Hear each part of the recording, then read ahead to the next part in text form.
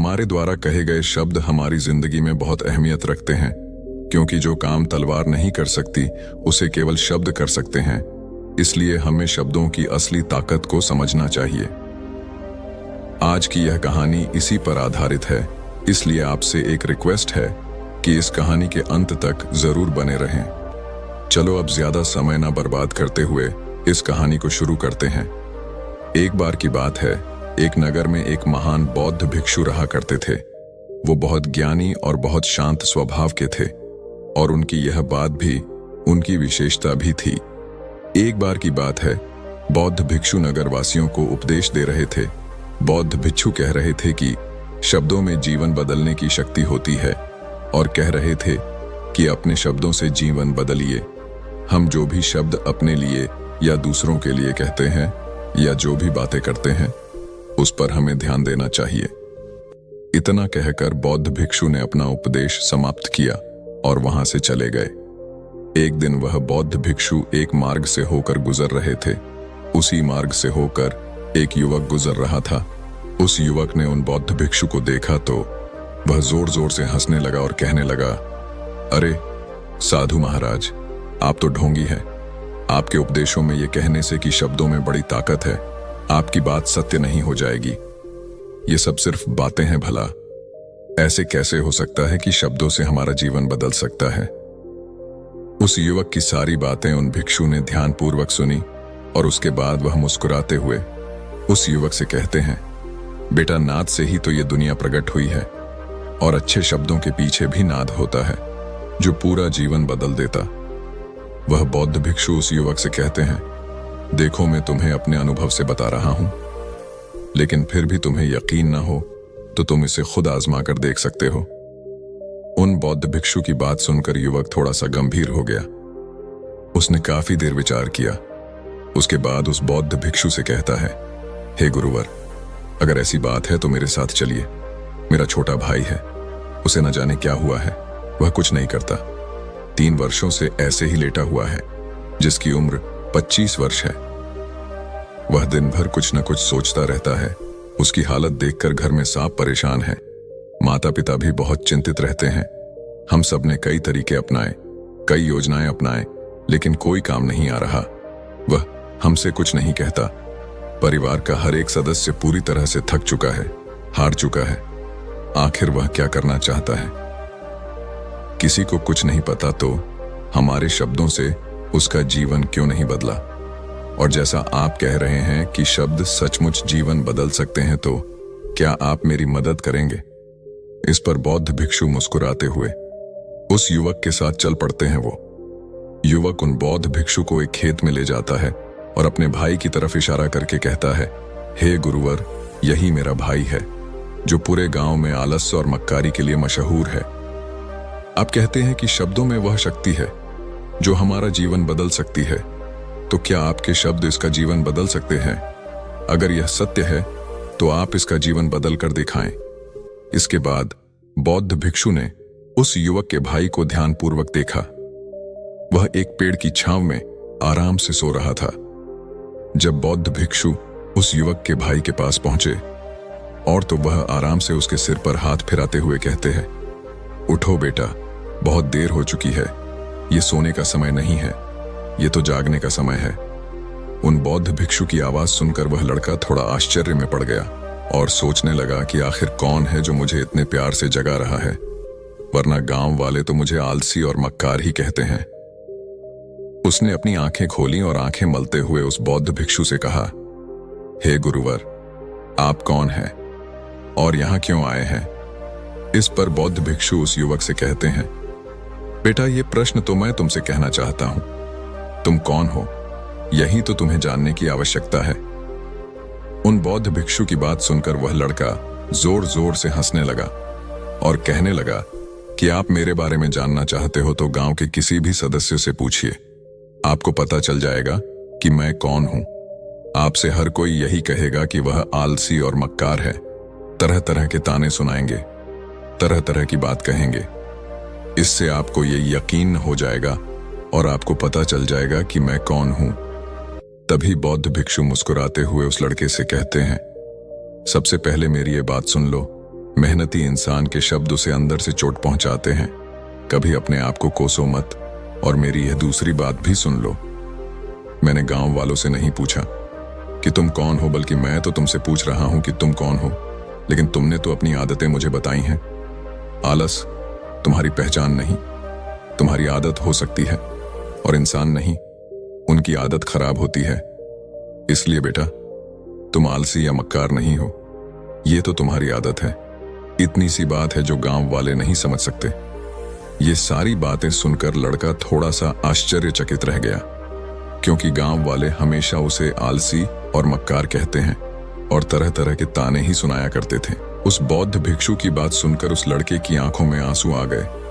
वह तुरंत ही दोनों हाथ जोड़कर बौद्ध भिक्षु के चरणों में गिर गया और उनसे कहने लगा, आप सत्य कहते हैं, ये मेरी आदत ही है। मैं इससे बहुत परेशान हूं। मेरी लाख कोशिश के बाद भी मैं इसे बदल नहीं पा रहा हूं। कुछ भी कार्य करने की कोशिश करता हूं तो मेरा ध्यान इधर उधर की बात सोचने में लग जाता और मैं परेशान हो जाता हूं, और इस दर्द को दूर करने के लिए मैं सो जाता हूं। मैं इन आदतों को बदल नहीं पा रहा हूं। जब भी मैं किताब पढ़ने की कोशिश करता हूं तो मुझे नींद आने लगती है। मन में एक अजीब सा दर्द होने लगता है। ऐसा लगता है कि मेरा जीवन यूं ही व्यर्थ जा रहा है, और जब मैं इस दर्द को बर्दाश्त नहीं कर पाता हूं तो मैं सो जाता हूं, ताकि जब मैं उठूं तो दर्द महसूस ना हो। और अब मुझे तो यह भी यकीन हो चुका है कि मैं इन आदतों से बाहर नहीं निकल सकता। ये आदतें मुझे नहीं छोड़ने वाली। इस पर बौद्ध भिक्षु उस लड़के से कहते हैं, बेटा, यदि तुम इस आलस की आदत को छोड़ना चाहते हो तो मैं तुम्हें एक सही उपाय बता सकता हूं, लेकिन उसके लिए कल सुबह तुम मुझसे आके मिलोगे, तभी मैं तुम्हें वह तरीका बताऊंगा। इतना कहकर बौद्ध भिक्षु वहां से चले गए।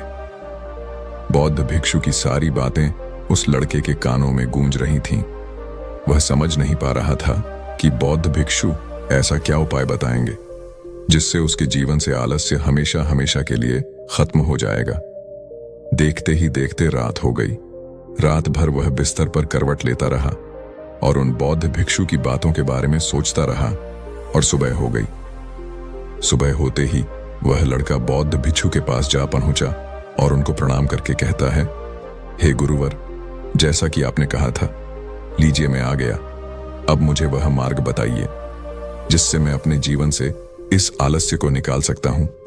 तभी बौद्ध भिक्षु उस लड़के से कहते हैं, जब भी तुम कोई दुविधा में हो या निर्णय न ले पा रहे हो, तुम्हारे मन में तरह तरह के प्रश्न उठ रहे हो कि मैं क्या करूं, कैसे करूं, ये सब कैसे होगा, तब तुम वास्तव में अपने अतीत से सोच रहे हो कि पिछली बार तुम्हारे ऐसा करने पर क्या हुआ, या अतीत में लोगों ने तुमसे क्या कहा था। तो आज से कभी भी अपने अतीत से नहीं बल्कि भविष्य का सोचो।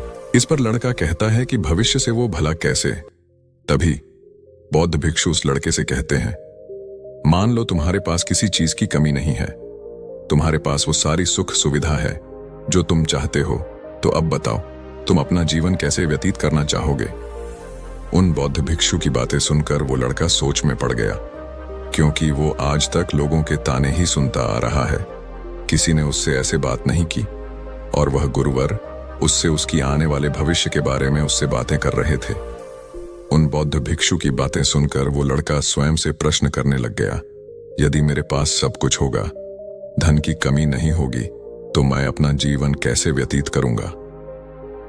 कुछ देर सोच विचार करने के बाद उन बौद्ध भिक्षु से कहता है, गुरुवर, मैं यह दुनिया घूमना चाहूंगा, पहाड़ों पर चढ़ना चाहूंगा, समुद्र की रेत पर चलना चाहूंगा, और मैं एक बहुत बड़ा व्यापारी बनना चाहूंगा। तभी अचानक उसका ध्यान टूट गया और वह गुरुवार से कहता है, पर यह कैसे संभव होगा, मेरे मात्र सोच लेने से यह सब पूरा नहीं होने वाला। ऐसा कहते ही अतीत में बीती हुई सारी घटनाएं उसकी आंखों के सामने से गुजरने लगीं, और एक बार फिर से निराश होने लगा, और अब यह सोचने लगा कि मेरे पास तो पैसे ही नहीं है, तो मैं भला व्यापार कैसे कर सकता हूं, और न मेरे पास कोई व्यापार करने का अनुभव है। इस पर बौद्ध भिक्षु उस लड़के से कहते हैं, हर रात अपना लक्ष्य कागज पर लिखो और उसे अगली सुबह पूरा करने की पूरी कोशिश करो। जो भी कार्य तुमने लिखा हो उसे उसी दिन पूरा करने की हर मुमकिन कोशिश करो। इस पर लड़का कहता है, ठीक है, आप सही कह रहे हैं, लेकिन जब मैं सोचने लगता हूं तो बहुत बेचैन हो जाता हूं। तरह तरह के विचार मन में उठने लगते हैं और विचारों को शांत करने के लिए मैं सो जाता हूं ताकि वो विचार मुझे परेशान न करे। इस समस्या का समाधान करते हुए वो बौद्ध भिक्षु उस लड़के से कहते हैं, बेटा, अंतर्मन की चाल को पकड़ो और शब्दों की मदद से नया भविष्य बनाओ। इस पर वह लड़का कहता है, ये कैसे संभव होगा? तो गुरुवर मुस्कुराते हुए कहते हैं, कैसे होगा? जो ये सवाल है, यह सवाल नहीं, एक डर है जो तुम्हें अगला कदम लेने से रोक रहा है। तुमने देखा होगा, जैसे ही हम अपने अंतर्मन को दोष देते हैं, बुरे शब्द कहते हैं, तो वह अंतर्मन में जाकर बैठ जाता है। जैसा हम पूरी भावना के साथ सोचते हैं, वैसा ही हम बनते चले जाते हैं। तो तुम अपने मन को नए संदेश दो कि मैं अपने कमजोरी को दूर कर सकता हूं, चिंता को ध्यान में बदलता हूं और सोचो कि मैं उत्साह और ऊर्जा से भरा हुआ हूं, लगातार अपने लक्ष्य को पूरा कर रहा हूं। अगर तुम दृढ़ निश्चय से किसी कार्य को करोगे तो वह अवश्य पूरा होगा। इतना कहकर बौद्ध भिक्षु ने कहा, अभी तो इस गांव से जा रहा हूं, बाद में आके तुमसे मिलता हूं। ऐसा कहकर वह वहां से चला जाता है। इस पर वह लड़का कहता है कि आप सही कह रहे हैं गुरुवर, अब मैं अपने सारे काम दृढ़ निश्चय से पूरा करने की कोशिश करूंगा। ऐसा कहकर वह लड़का वहां से चला गया और उसके बाद वह बाजार जाके लोगों को ध्यान से देखने लगता है। वे सभी लोग क्या काम कर रहे, कौन सा सामान लोग ज्यादा खरीद रहे हैं। वह लड़का रोज बाजार आता और लोगों ध्यान से देखने लगता, व्यापार के सभी क्रियाकलाप को समझने की कोशिश करता और फिर वो एक दिन बड़े व्यापारी के यहाँ काम करने लगता है और धीरे धीरे मसाले के व्यापार की पूरी जानकारी लेने के बाद वह लड़का एक बहुत बड़ा व्यापारी बन जाता है। इस प्रकार दोस्तों, सही शब्दों का प्रयोग करके दृढ़ निश्चय से हम अपने जीवन में परिवर्तन ला सकते हैं और अपने लक्ष्यों को प्राप्त कर सकते हैं। धन्यवाद।